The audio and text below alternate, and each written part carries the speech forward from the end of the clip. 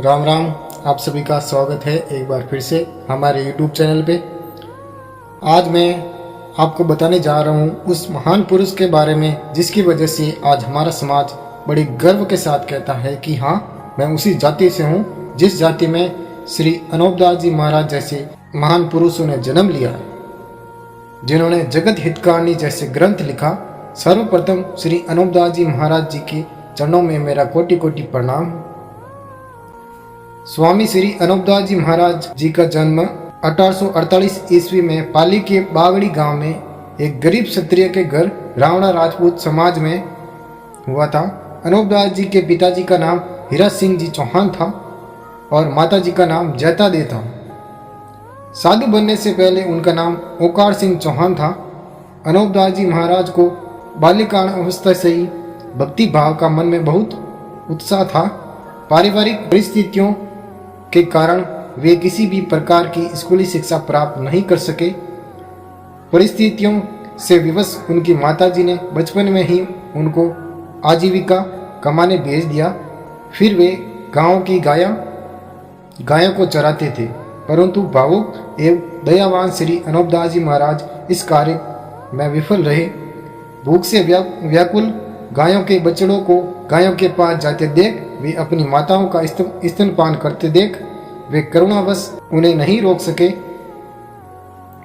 गांव वालों की शिकायत आई व उन्हें यहाँ कार्य भी छोड़ना पड़ा। वे छोटी सी उम्र में ही गृह त्याग कर दिया। अरावली के पहाड़ों में तपस्या करने लगे। वे पेड़ों के स्वतः गिरे पत्तों व फलों का आहार करते। कई बार बिना आहार के भी लंबा समय गुजर जाता था।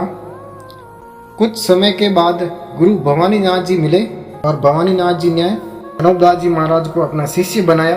गुरु भवानीनाथ जी ने ही महाराज का नाम अनोपदास रखा, क्योंकि साधु बनने से पहले इस दुनिया का मोह छोड़ना पड़ता है। घर, परिवार, समाज, अपनी पहचान, सब मोह माया का त्याग करना पड़ता है। एक साधु की पहचान पूरी अलग होती है। 12 वर्ष की कठोर तपस्या के बाद ब्रह्म योगी श्री अनोपदास जी महाराज को ध्यान की गहराइयों में ब्रह्म ज्ञान का अनुभव हुआ।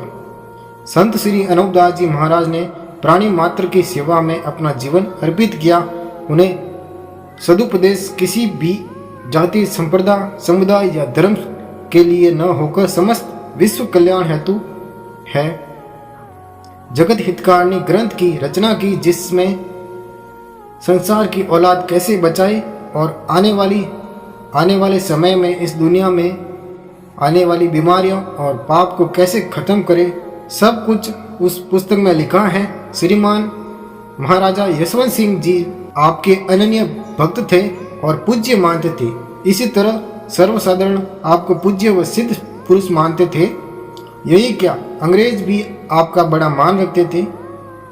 पुस्तक को प्रकाशित करने के लिए महाराज ने कई लोगों से मदद मांगी, पर किसी ने मदद नहीं की, क्योंकि पुस्तक में जो लिखा था उस पर किसी ने भरोसा नहीं किया, इसलिए सब ने इनकार कर दिया। आखिर में अनोपदास जी महाराज ने 17 अप्रैल 1909 में अपनी खुद की प्रिंटिंग प्रेस शिवगंज में पुस्तक को छाप अपने खुद के पैसे खर्च कर प्रकाशित किया और फ्री में बांटी। पुस्तक में जो लिखा वो जगत यानी संसार के हित में था, इसलिए पुस्तक का नाम भी जगत हितकारणी रखा। शुरू में तो पुस्तक पढ़ने के बाद लोगों पर काफी अच्छा असर पड़ा, पर धीरे धीरे समय के साथ साथ सब भूलते गए, क्योंकि इस पापी दुनिया में लोग भगवत गीता को भी नहीं मानते या नहीं पढ़ते, तो इसको क्या ही पढ़ेंगे। महाराज का देहावसान 73 वर्ष की उम्र में पाली के जाखड़ा गांव में आषाढ़ वद बीज संवत 1978 में हुआ। महाराज का आराधना स्थल झोंपड़ी कहलाता है। शिवगंज में इनकी झोंपड़ी है। ये हमारे समाज का दुर्भाग्य नहीं है तो क्या है, क्योंकि ऐसे महान पुरुष ने हमारे समाज में जन्म लिया और जगत हितकारणी जैसे महान ग्रंथ को लिखकर संसार को नई राह दिखाई। पर अफसोस इस बात का है कि इनके बारे में न तो किसी भी ऐतिहासिक पुस्तक में कुछ लिखा है और न ही हमें कुछ बताया गया।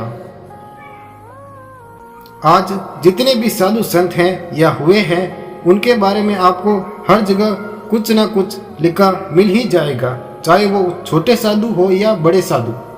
पर अफसोस अनूपदास जी महाराज की जानकारी आज तक गुमनाम रही।